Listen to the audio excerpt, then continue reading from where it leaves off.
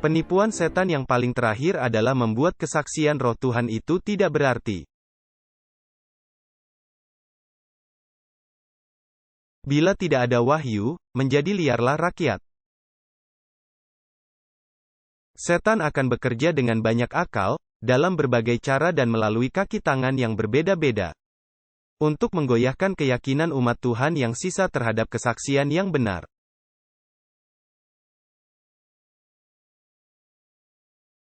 Kita mempunyai pekabaran yang sangat penting. Dan kita mempunyai dua hal sebagai orang Advent. Kita memiliki perintah-perintah Tuhan dan roh nubuat. Ada perbedaan antara hanya memiliki hari Sabat. Ada gereja baptis hari ke-7, ada orang Yahudi, ada semua ini, tetapi mereka tidak memiliki roh nubuat. Dan salah satu tipuan terakhir yang akan dilakukan oleh setan adalah menyingkirkan akan pentingnya roh nubuat bagi umat Tuhan di akhir zaman.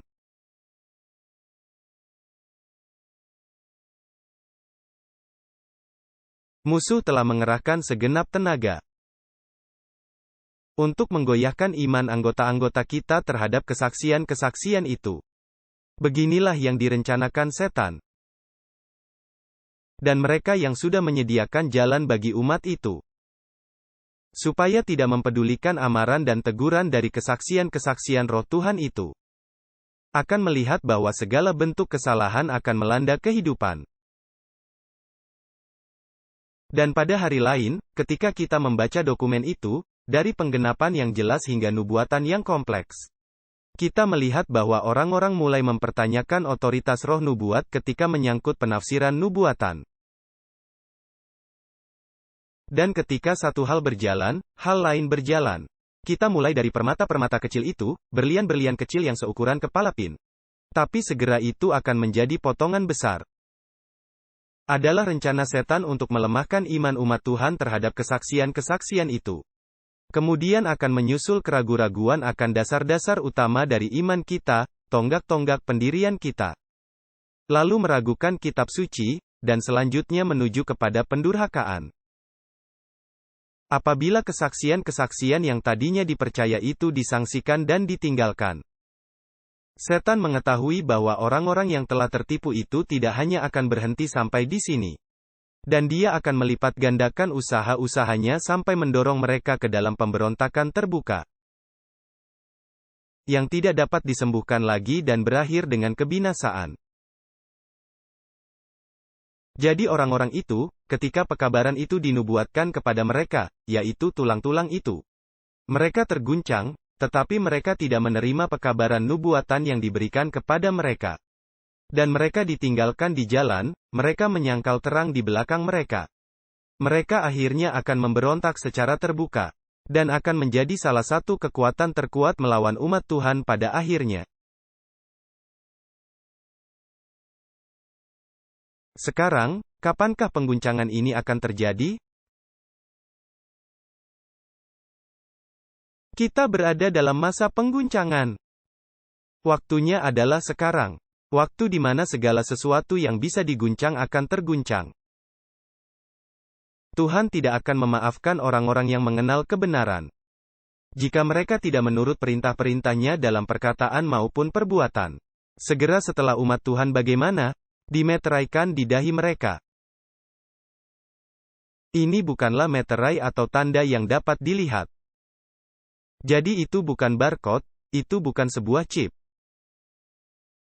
Melainkan penetapan dalam kebenaran, secara pikirani maupun rohani, sehingga mereka tidak bisa goyah. Mereka begitu kokoh di atas fondasi yang telah diletakkan. Sehingga tidak masalah badai apa yang akan datang, karena badai akan datang.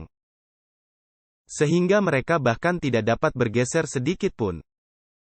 Segera setelah umat Tuhan dimeteraikan dan disiapkan untuk pengguncangan, hal itu akan tiba. Sesungguhnya itu sudah dimulai. Penghakiman Tuhan sekarang sudah berlaku dalam negeri yang memberi kita amaran. Supaya kita mengetahui apa yang akan terjadi. Tuhan ingin umatnya bersiap menghadapi krisis yang akan segera datang ini. Jadi ketika dikatakan, mereka telah menyelaraskan kehidupan mereka kepada ukuran ilahi. Apakah itu hanya bagian fisik dari hidup mereka? Tidak. Ini termasuk fisik mereka, mental mereka, spiritual mereka. Semua aspek kehidupan mereka harus diselaraskan terhadap standar. Mereka tidak bisa berbuat kehendak sendiri, makan dan minum seperti orang lain. Mereka harus makan dan minum secara berbeda dari orang lain. Mereka harus terlihat berbeda. Pikiran mereka harus berpikir secara berbeda.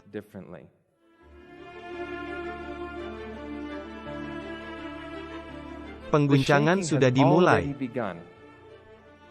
Pekabaran-pekabaran itu datang kepada umat Tuhan dan kita perlu siap untuk menerimanya. Kita harus berada di dalam Alkitab kita, belajar dengan cara yang belum pernah kita lakukan sebelumnya. Kita sampai pada suatu masa ketika hukum Allah akan dihapus. Pertama di negara-negara yang dekat dengan kita dan kemudian akhirnya ke seluruh dunia.